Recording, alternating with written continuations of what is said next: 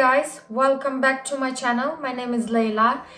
I have lived in Sweden for 13 years and I have learned a thing or two about Swedish society, about Swedish people and things that Swedish people do. In today's video, I'm gonna talk about some strange and at the same time interesting things that people do in Sweden and that probably not the rest of the world does, or maybe a small part of the world does. But for me, in the beginning, when I just moved to Sweden, it was very strange and interesting to find out about these things. If you want to learn some of these interesting things that we have in Sweden, keep on watching this video.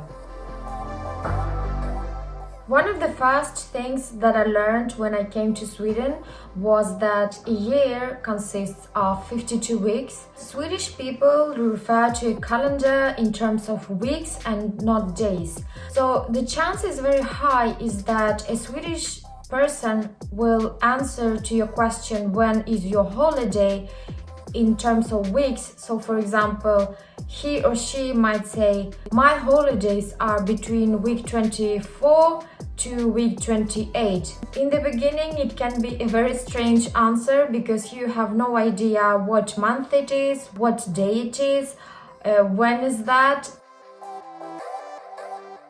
Sweden is a Nordic country and people in Sweden are quite reserved and they do not tend to talk to strangers, especially on buses, on trains.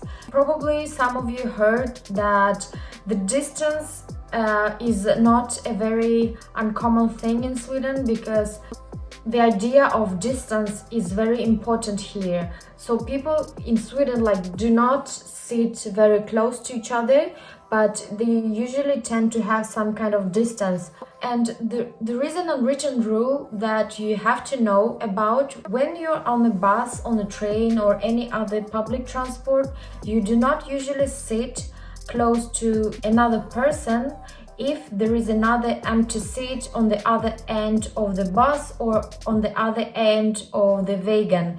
It is considered quite strange if you do that. Another interesting thing, I think it's very cute and I think it's very sweet. It's the idea of lardons. Lardons in English means Saturday candy. It means that children in Sweden get their candies only on Saturdays, which I think it's pretty fun and an interesting idea because parents teach their children some kind of discipline about the candies. Now, of course, there are some exceptions, but in general, there is an idea, it's like a nationwide idea of lardons, and that you get your sweets only on Saturdays. Usually during the Saturdays or already on Fridays, parents go to a grocery store with their children and let them pick up their favorite goodies, their favorite candies.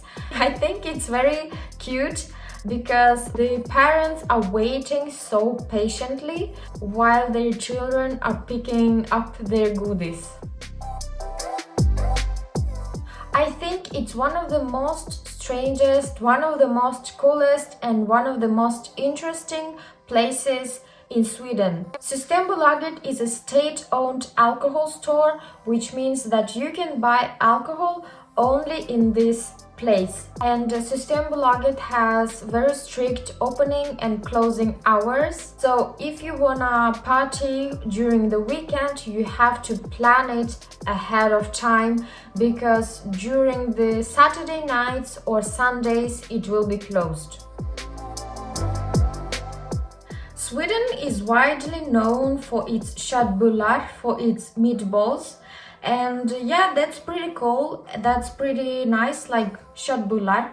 But what was shocking to me was that Swedish people eat these meatballs with lingonberry jam. For me, it was very shocking to find out this because I come from a culture where we eat a lot of meat. but we have never ever in my life eaten meat with a jam. Any kind of jam. It doesn't need to be lingonberry jam. So for me, it took many years to get used to it. But now, 13 years later, I find it pretty tasty.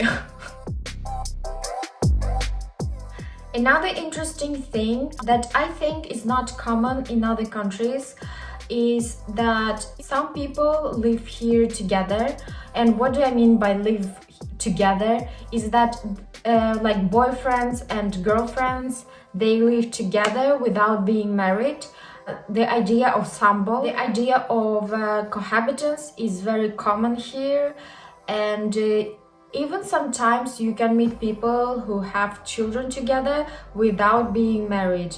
For me, of course, it was very strange to see this, because I come from a culture where people do not usually have children without being married, but this is just how it works in Sweden. I think people also do not stress that much about marriage, because I have met people that were sambo for like 30 years and they have children together, they have grandchildren together, and they are still not married.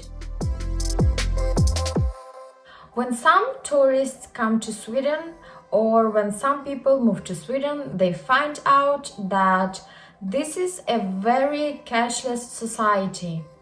And let me tell you, this has been since I came to Sweden 13 years ago.